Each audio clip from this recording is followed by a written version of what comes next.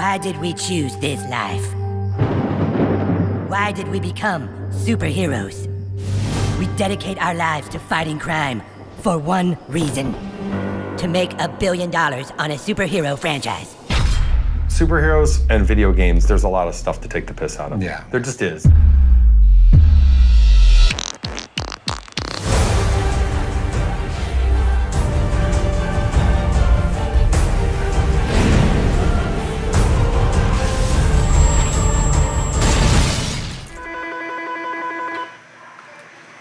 Reliz South Park. We learned so much from Stick of Truth that we decided, let's do another one and take everything we've learned and kind of make it better. And so We did learn a lot, and I think this game's gonna be much, much better. And now it's gonna be worse, because I just said that. You just said that. So there's Stick of Truth, and this literally happens like the next day in town. Your superpowers are no match for me! Everybody switch games, we're playing superheroes now! And you're still that same character. You're still that kid that did all that stuff with the stick. This dork? Like, wearing a little crown? And now something new is happening in town. And so even though you've really risen to prominence in the Stick of Truth game, they're all like, well, you can't play this with us. You're nobody again. Does this look like a superhero to you? It just seems like a perfect RPG thing of like, you're this big, powerful person, and now you're nothing, and you've got to work your way back.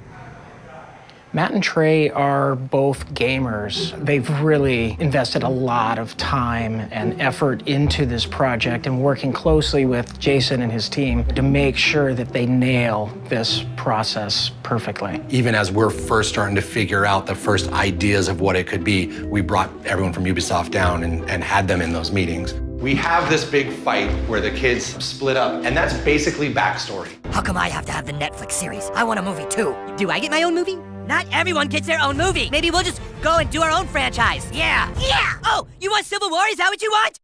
Yeah, dude, it's Civil War. F you. F you, get out of my house. Oh, it'd be so cool for them to be in a fight on opposite sides. Mom, Kenny hit me right in the face. Our goal, what we said from the beginning was, we still want that feeling that everyone had of, putting their underwear on the outside of their pants and running around with a cape and being like, I'm gonna save the town. But then we're just rehashing the same old material. There's nothing wrong with doing the exact same movie to start a franchise. How's it going, bro? My name. I started going back and watching PewDiePie play Stick of Truth. This game is really detailed. You gotta appreciate it for that, man. And it was just the best material I could have, because it was like, I was watching an audience member play it and what they were thinking about it.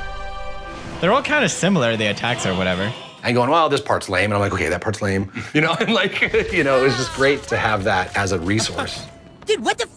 Who let this ordinary citizen into the Coon lair? There are RPG elements. You can level up your character. There are certain powers that you can equip to your character.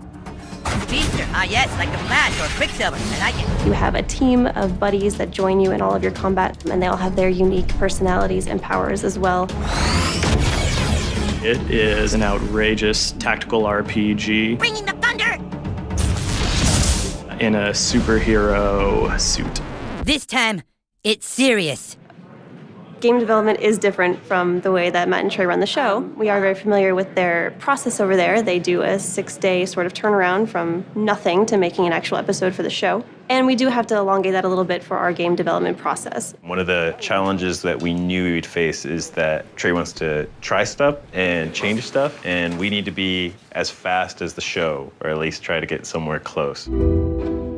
So the process begins, it comes out of the writer's room. We start with a script. Trey will give us a draft, and the majority of the artwork and design work that's going into this game is designed by our department. Part of the fun of the first game was that you get to pick what type of character you are, what costumes you get to wear. Part of this game is going to have that too, where you get to sort of dress your character up based on your superpower or based on what type of superhero that you are. So these are some concepts that we created to kind of get an idea of what these kids would look like. There's a very specific style to South Park. Not everyone can just simply animate and make it look like South Park. There's a lot of little nuances that I've had to learn. It is much more complex than some of the more high graphic games that I've worked on, simply because it's so hand-drawn and it's a unique style. There's a lot of attention to detail in the show. If you look at a tree, none of the trees are exactly the same. They have different lines because everything is hand-drawn. I think the hardest feature that we've had to develop so far has been combat. The combat stuff is definitely the most intense technical gameplay part of it. We knew we wanted to keep turn-based. You were hurt, yes, but the intruder had made a critical mistake. He pissed you off. Because that works really well for timing and comedy and allows us, the conceit of the boys playing a game within a game. Nice. But we definitely wanted it to be version 2.0. I think we can all agree that this kid shows a lot of potential. We're expanding upon the combat, moving from a more traditional JRPG turn style to something that's a little more tactically based. And that pretty much allows our players to have a lot more flexibility in terms of how they attack combat. Car! Car! Stay out of the street, damn kids!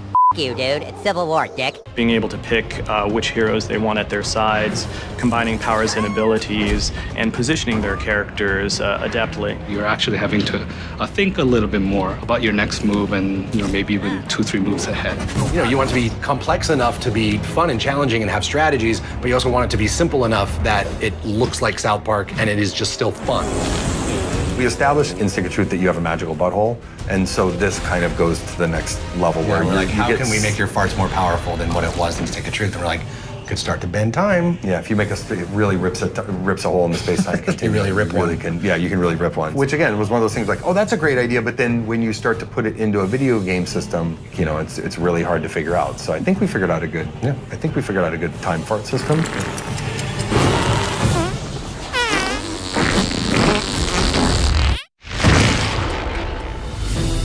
A game is such a different animal than a TV show or a movie or anything. I don't want just a movie where I press X a lot. What I'm psyched about with Fractured is that I just like the fact that there's like something that we are doing that we couldn't do in a show. And there's a way to experience the town and jokes in a way that you couldn't do in the show.